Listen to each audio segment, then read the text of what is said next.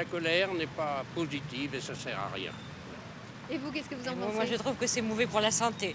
Alors après, j'ai eu des petits ennuis, la crise de foie et tout ça. Alors quand je sens la colère monter, je dis halte là, c'est pas bon. Alors bon, c'est une certaine philosophie de la vie. Ça fait combien de temps, putain, merde! Vous avez des gens nerveux qui sont toujours surexcités, mais nous on est calme, très calme. Parce qu'on espère comme ça qu'on vivra peut-être un peu plus longtemps. Ta gueule! Moi je vais m'arrêter de te coller un pain, tu vois, ça va pas durer longtemps, tu vois. Vous n'êtes pas du genre à vous laisser faire? Pas du tout. Pas du tout, du tout. Pas du tout. Tout ce qui concerne, tout ce qui comporte des injustices, ça me convient pas. Au niveau de la conduite, au niveau de une multitude de choses, ça me convient pas, alors j'explose. Est-ce qu'il y a des limites quand même à vos explosions? Oui, quand même. Enfin, des limites, oui, il y en a quand même. Je m'arrête pas à tout moment pour me battre, hein, mais il y a des moments où je m'arrêterai volontiers pour le faire. Votre dernière humeur par rapport à un automobiliste? C'est pas vieux, il y a une quinzaine de jours, j'ai une grosse colère, un automobiliste qui m'a fait à la hauteur de l'hôtel de ville, là, qui m'a fait une grosse queue de poisson. Et en plus, il s'arrête devant moi, il bloque, il descend, puis il m'engueule.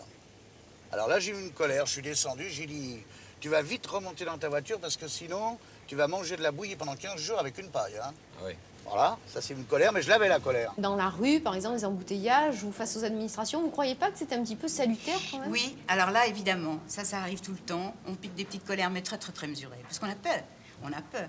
On a peur un peu des chauffeurs de taxi. Moi, je me suis fait virer. Hein? Vous élevez le ton, hop, la porte. Et on a comment peur. Vous avez réagi? Je suis sortie. J'ai dit, c'est dégoûtant de me faire ça, et je suis sortie. J'étais tellement ébobie. Hein, si j'avais sorti, c'était une dame. J'avais sorti, pas un colt de ma poche, un peigne, tu vois. Elle a commencé à pousser les cris, et hop, dehors. Raus. Je suis sortie. Si vous aviez été un homme, Qu'est-ce que vous auriez fait? Je ne sais pas, ça aurait dépendu de mon caractère. Qu'est-ce que j'aurais pu faire? Pas grand-chose. Elle vous dit, sortez de mon bahut. Ouais, qu'est-ce que tu sors. Tu vas pas rester cramponné dedans. Hé, tu te calmes, là. Oh, Pépère. Dans la rue, j'ai peur. J'ai peur qu'on me tape dessus, tu vois. Puis avec l'âge, ça ne s'arrange pas. Je suis comme ça, moi, j'ai peur.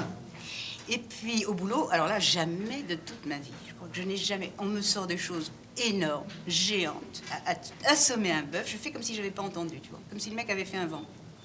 C'est tout. S'il vous plaît. Qu'est-ce qu'il y a là? Oui? Vous avez dit quelque chose? Ah là, je n'ai rien dit.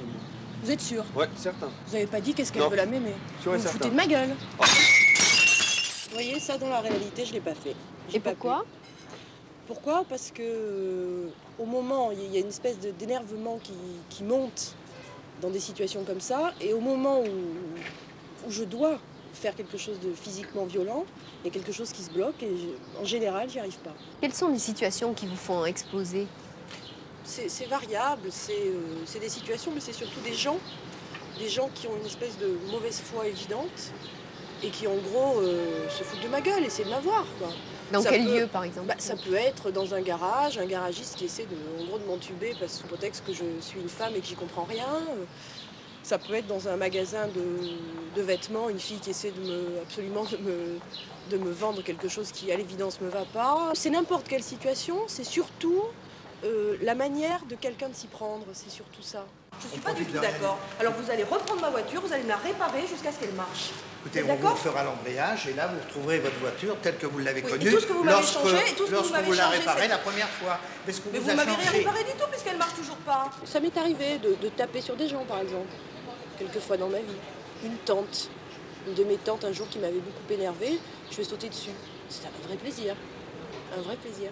Mais bon, Pour vous, c'est plus simple, plus libérateur de laisser aller son humeur, d'exploser?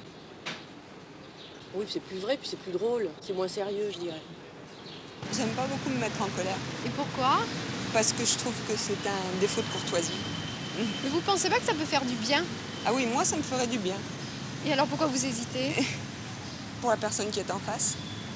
Uniquement? Oui, Est-ce qu'il vous arrive de vous mettre en colère toute seule alors? oui, ça oui, toute seule. Je rentre dans ma voiture où je vais me promener et puis je crie. J'ai eu un accident d'automobile il y a quelques années. Enfin, j'étais piéton, j'étais renversé par une voiture. Et pendant assez longtemps, je traversais la rue avec appréhension. Un coup de frein de voiture suscitait chez moi des réactions physiques assez vives. Mais je dois dire que le fait d'avoir eu ce geste, peut-être un peu idiot, m'a détendu complètement et a atténué profondément l'effet d'agression que j'avais subi. On a l'impression un petit peu tout de même que vous avez honte de vos colères, honte un peu de votre grande gueule. Ah ben oui, parce que ça ne se fait pas de se mettre en colère, ça ne se fait pas, ça donne une image de soi qui n'est pas une bonne image. Alors on tient beaucoup à l'image qu'on peut donner à l'extérieur. C'est à la réflexion qu'on se rend compte du rôle de cette colère dans la société, d'une société où, je l'ai dit tout à l'heure, je pense que les rapports sociaux sont aussi des rapports de force, une société qui est assez violente, assez injuste aux gens, donc il y a la nécessité d'avoir cette capacité de réaction, cette capacité de révolte. Je crois que la soumission n'est pas une bonne chose, il faut une capacité de révolte. Vraiment, le problème, c'est comment on la discipline, quoi. Enfin, je comprends pas, madame, ça fait 1 heure que je suis là, je vous dis que ce chéquier, je ne l'ai pas eu. Bon Dieu, quoi, comment faut-il le dire? Je ne l'ai pas eu. Oh, tu m'énerves, hein?